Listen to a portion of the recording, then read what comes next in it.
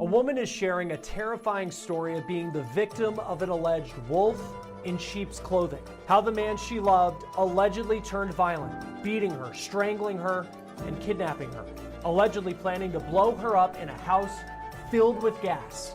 How it all started with a warm-cooked meal and how she survived what could have been her last day on earth. We're on the case, presented by Law&Crime. I'm Stewart.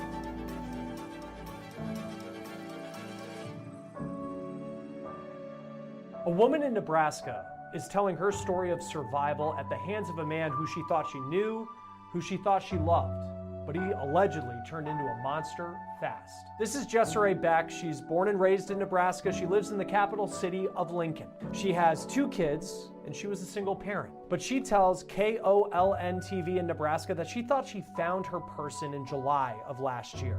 He was a man who owned real estate properties. His name, Christopher Collins.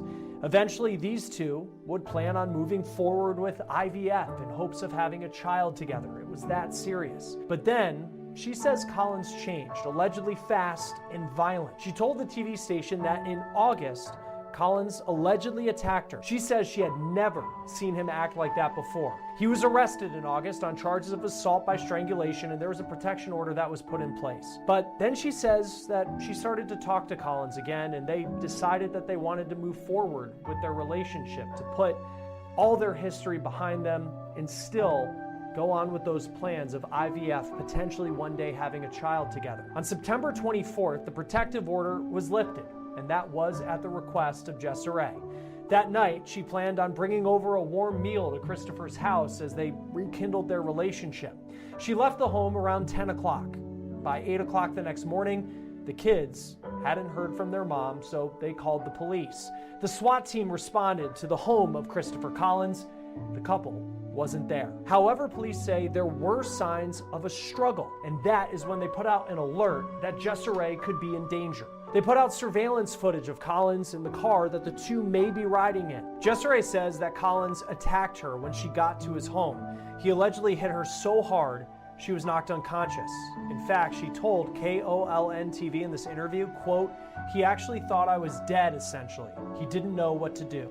She said when she woke up, she was in a different house.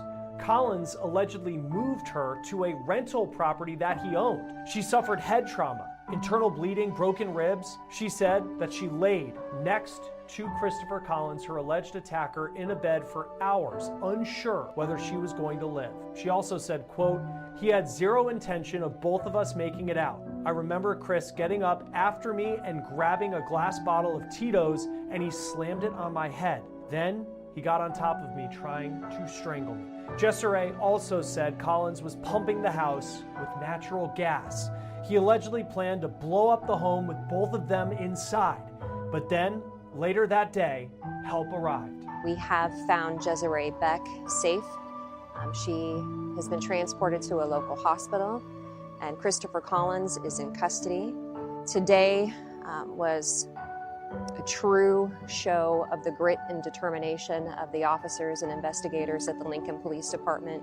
They worked fast and furiously today, developing information through their investigative means to ultimately bring us here tonight, where we used our SWAT team to again make entry into a home in the 200 block of Santa Fe. With that, when we made entry, it was very clear that there was a heavy odor of natural gas. So after quickly rescuing Jesserae and taking Christopher Collins into custody, we backed out and waited for our partners with Lincoln Fire and Rescue, as well as clearing several homes of the neighbors to make sure that they were safe.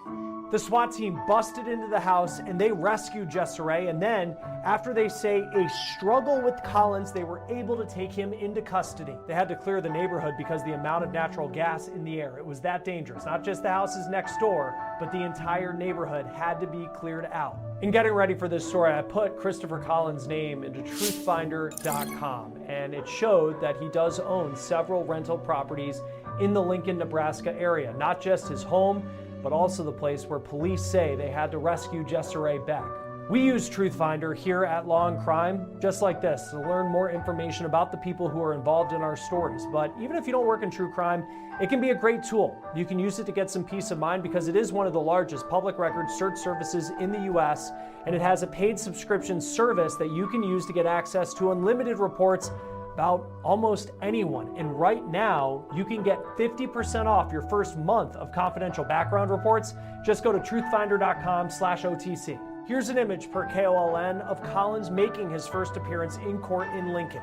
He was arraigned on charges of kidnapping, terroristic threats, and the use of a weapon to commit a felony. His bond was set at 10% of $10 million, so obviously $1 million bond. He's due back in court in November. As for Jesserae, she is just beginning her road to recovery. Not only does it take so much strength to go on television and to tell your story about what happened, she says she suffers from PTSD, from brain damage. She has metal pins in her ribs and she needs a walker to keep her balance.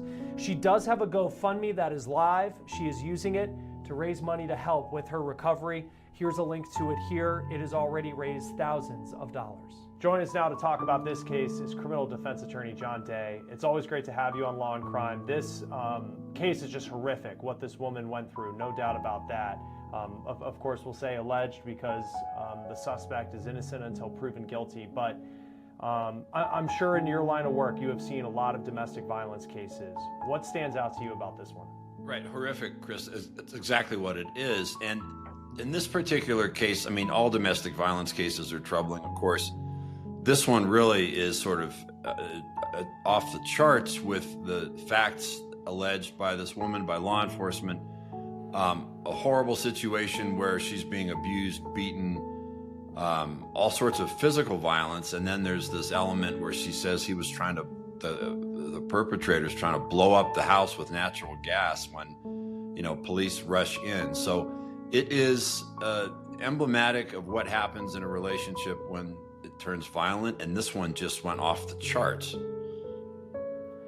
It seems, from her perspective, everything in the relationship was fine. He had never done anything violent. And then they had an incident in August where she says he did get violent and he was arrested on that. He was charged for that. And there was a protective order that was put into place for about, it seems, roughly a month. And then she asked to have that protective order taken away because she felt like that was something that they could move past. And that's certainly her right, her decision. And I guess in cases where someone may be emotionally attached to someone and there's still that danger though that's there, like what can the law do to protect someone even when that order is taken away? Right, well, there's a lot to unpack here. And in former life, I was a prosecutor and I prosecuted hundreds and hundreds of domestic violence cases. And what we're seeing here is sort of a classic, an unfortunately classic situation where the person who's being abused, often it's a woman, not always, gets a restraining order. Now, the point of these is, if there's an initial incident, police show up at a house, there's an arrest made, the police will often say, hey, you should go to court and get a domestic violence restraining order. Most jurisdictions have a very specialized section of the courts that handle domestic violence cases, staffed with clerks who can give information to the people who are being abused to get these restraining orders. At the end of the day, it's a piece of paper. It's a judge telling somebody, stay away from this person, don't have any contact with them, don't communicate with them, don't post on social media about them. And it is just a piece of paper. The idea behind it is that it's the force of a court order telling someone, don't talk to this person, don't contact them, don't communicate with them. And violating a domestic violence restraining order is often a criminal offense in and of itself, usually though just a misdemeanor. In this case, when we see this a lot, the woman apparently went back to court and for whatever reason she said, I want to dismiss that order and I basically want to have contact with this person. That's not an unusual situation. A lot of times the person who's being abused feels like, I think I can get through this. We're going to try to make it work. We're going to get back together. Sometimes they're engaged in counseling. Not always. We don't have any indication that happened here.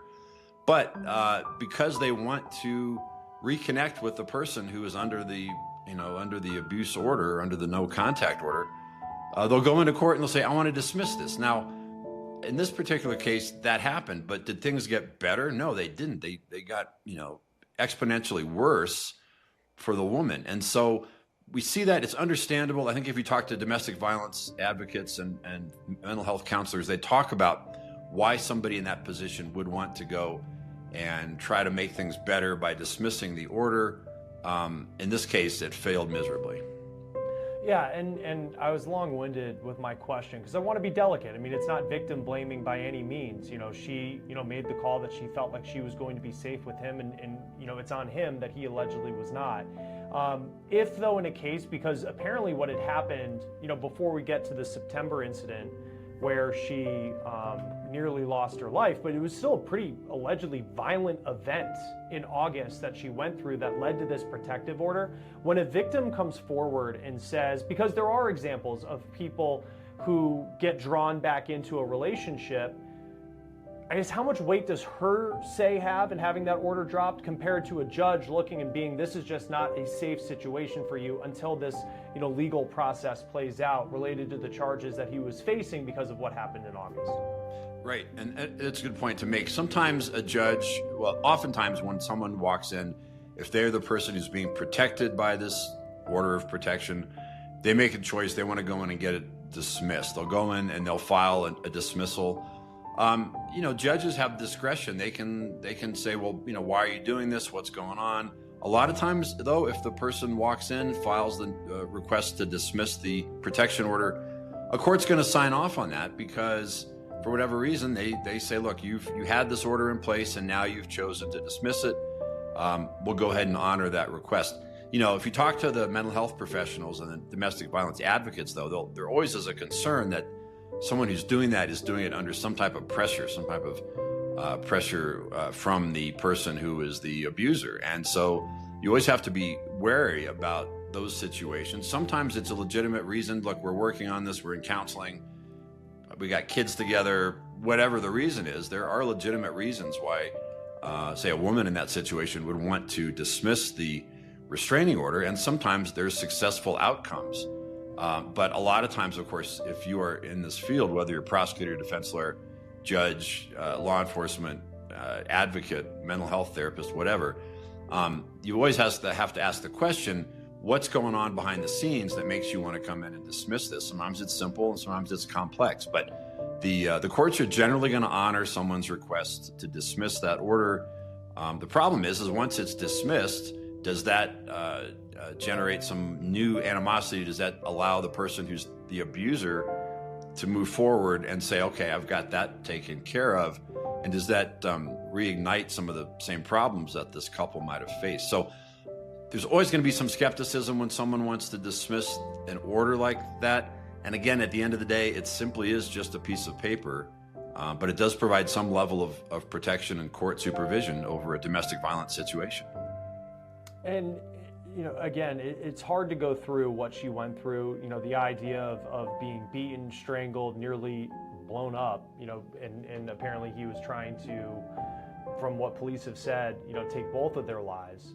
There's a lot of evidence there based off of her injuries that she's still recovering from right now. How likely is it if this were to go to trial that she would have to face him in court and testify about what happened? Right. Well, that's what has to happen generally if this case is going to be prosecuted. And that's one of the issues that if you realize in this field, in the domestic violence prosecution's defense, when they're in court, this is something that happens. I mean, the person who's being abused, the victim, is told by the prosecutors, look, if we go to trial, he's going to be sitting there at the defense table.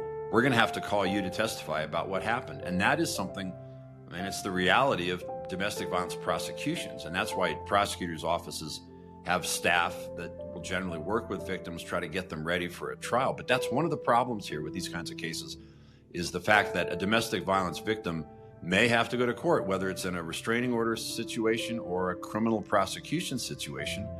They may have to go to court and face that person across a courtroom. Sometimes they're ready to go. Sometimes they want to do it. Sometimes it is so horribly painful and difficult and traumatic that they make a choice, look, I'd rather not pursue this because I can't be in the same room with this person. And again, you have to ask, in this particular case, if this poor woman's being victimized like this, Why would she want to go back to a person who's capable of doing that? Again, that gets into issues of mental health professionals would have to address. Why someone who's abused would go back to their abuser. It's a very deep, multi-layered situation, but you see it time and time again. The suspect's being held on, it was an interesting way to phrase it, because there's some states when you're facing charges like this, you aren't granted the opportunity to have bond. Then in sometimes it's low and someone's able to bond out. In this case, it's 10% of $10 million. And when I saw that, just my question was, why would it not just be you're being held on $1 million bail? And it depends, jurisdictions differ on this, but a judge may have said, okay, I'm holding you on 10% of 10 million. If you can put up $1 million, you can get out. But if you jump bail, you violate your conditions, you're going to owe us $10 million. Now, theoretically, that's a lot of money. The reality is, people in this situation, most situations, can't put up $1 million. They're going to stay in jail. But it's a judge's way of saying, if you violate, if you are able to post a bond and get out, and you violate, you're going to owe us 10 times the amount that we're looking at here. So it's just one more tool in the judge's toolbox to try to keep control over a criminal defendant. The suspect in this case, Jesserae Beck was found in a rental property. So $1 million, when thinking of home prices and the value of that, it's not out of the possibility that he might be able to post bond depending on, if he wanted to put the value of his homes up. If he's able to come forward, even though he clearly was a danger, not just to this woman, but if he is filling gas in his home, they had to clear out the entire neighborhood. Everyone was in danger because of this guy.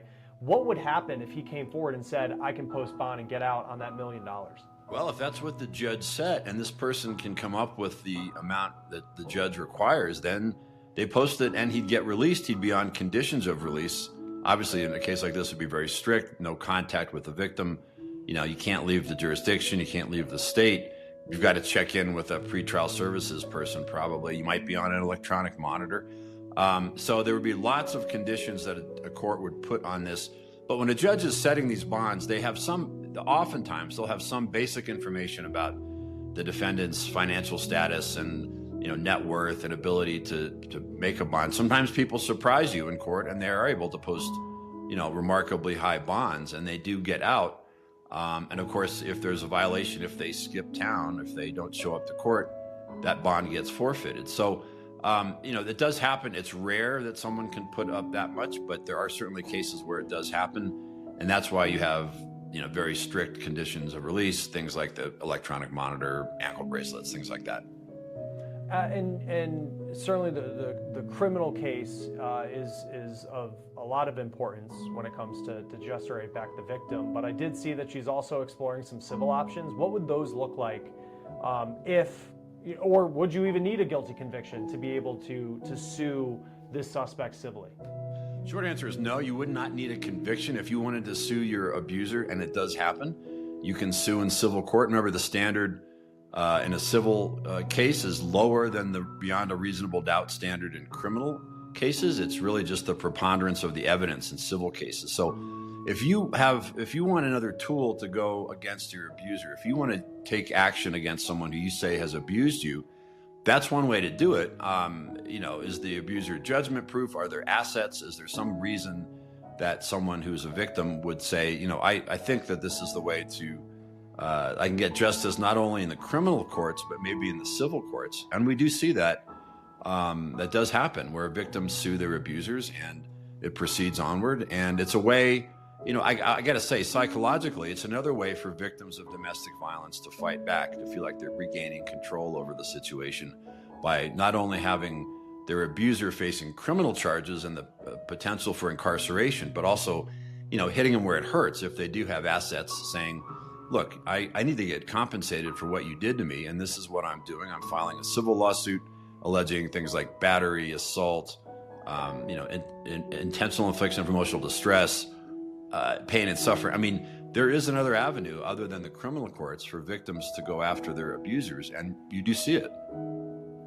Just hearing what this woman went through, again, it's an absolute nightmare, and not being, using hyperbole to say that. Truly, just everything she talked about was an absolute horror scene. But this defendant is going to have a defense attorney, and if she takes the stand, even though she's had injuries that'll probably last her a lifetime, the testimony, if she, explains what happened from her perspective, that could be incredibly powerful to the jury. As a defense attorney, how do you go about cross-examining someone like this woman who's been through so much? Yeah, it's certainly a tough situation if you're trying to defend a client in that situation. You've got to be very gentle. You've got to be very strategic. You've got to be very, you sort of got to be using a scalpel rather than an axe that's dull. You've got to be very specific and precise in what you're trying to get from the testimony. And is it, if you're defending a case, is it, look, this person is making this whole story up, or there's a motivation here, there's a motive that we have to get into? I mean, it's very tough, but a person who is charged in this case, this guy in this case, the defendant, he's entitled to a defense. He's entitled to make the state prove the charges against him to a jury or to a judge, depending. So if you're defending it, you've got to do a complete investigation of it and find out, is this really what happened? And are there reasons that this person, the alleged victim's story, doesn't hold up? Are there reasons that, has this happened before? Or is this something where there's a fabrication or an exaggeration or whatever it is? No question, these are difficult cases to defend, but at the end of the day, the defendant has the right to make the prosecution prove its case in front of a jury or a judge. We'll see how it plays out. John Day, it's always great to have you on Law&Crime. Thanks for being with us. Thanks, Chris. That will do it for On the Case, presented by Law&Crime. Subscribe to us on YouTube and Spotify. I'm Chris Stewart. We'll see you next time.